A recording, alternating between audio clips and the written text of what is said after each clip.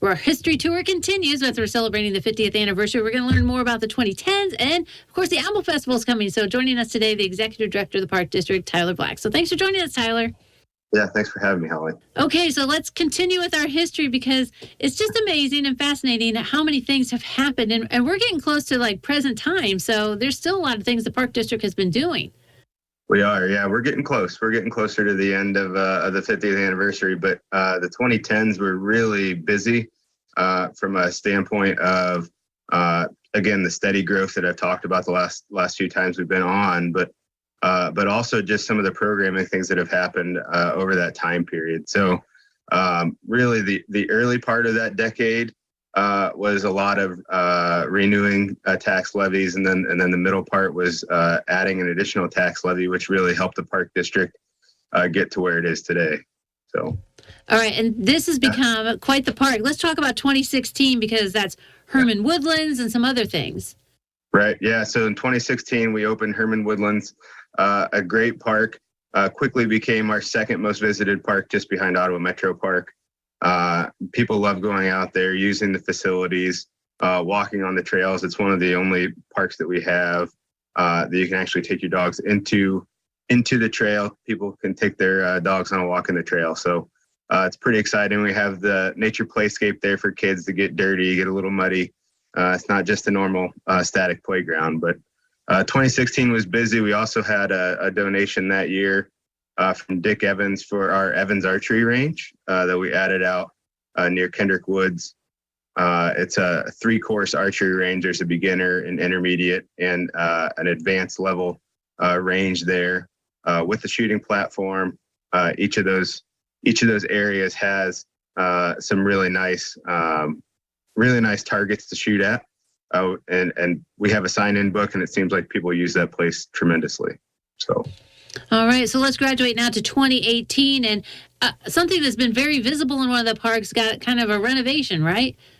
Yeah, so the Bicentennial Barn at the farm park was starting to get to a state of either needing to be taken down or repaired, and we decided to repair it and give it kind of a new life, per se. And we were able to salvage the barn with the help of one of the local barn builders here, and he was able to help us kind of restructure things, and we raised it, but also replaced the foundation, and then wrapped it with a new facade. The towpath and some of those projects continue, right? Yeah, so the towpath started in 2018.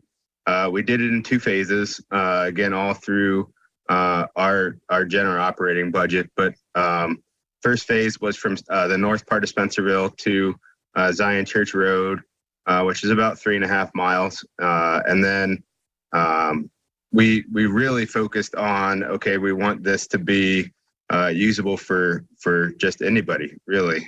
We have a crushed limestone path there. It's not paved, but man, it feels like you're walking on a paved path. You can walk, you can bike, you can go on a family bike ride, and it really turned out to be a really nice project there. So. I also think you introduced also in 2018, one of the things that makes you guys extra visible and the naturalists love to drive it. I mean, you've got that Beetle car, right? Tell us more about that. Yeah, that was another donation from Dick Evans. Again, the same gentleman that donated money for our archery range.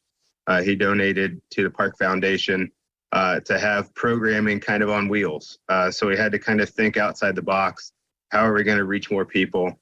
And we're still fine tuning that. I think that's a healthy thing to understand, that we're still fine tuning that even today and into the future as to how best can we use that vehicle.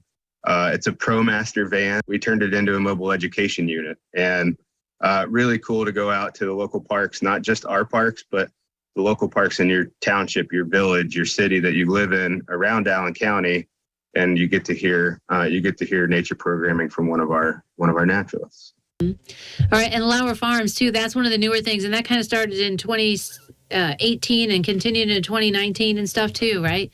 Yeah. So again, big project from the standpoint of renovations. We went basically from 2017 to 2019 until it opened, and really took reservations in 2019. But backing up 2017, 2018, we really pretty important years from a development standpoint, understanding what we wanted for the project, and then kind of what you see today. Everyone looks forward to you guys' festivals. It's Apple or Maple, and this year it's Apple Festival, right? And it's coming up. It is. It's coming up this weekend, the 17th and 18th of September. You'll be looking at the Lauer Historical Farm. We are moving the location. I know that's kind of been a big deal. We've always had it at the Allen County Farm Park. Actually, I shouldn't say that. We've had it at Heritage Park in the past. Moved it to the Allen County Farm Park. It's been there for many years, but we just moved the location this year. Felt that coming back out of COVID, out of the delayed of having festivals, that would be the time to do it. And again, Saturday and Sunday from noon to 6. Plenty of things for the family to do: kids, activities, hay rides, and of course, everything that you can think that revolves around apples. So lots of great things, Tyler. Thank you very much for sharing with us today. Awesome, Holly. I appreciate it. All right, don't go away. Noon Edition continues in a moment.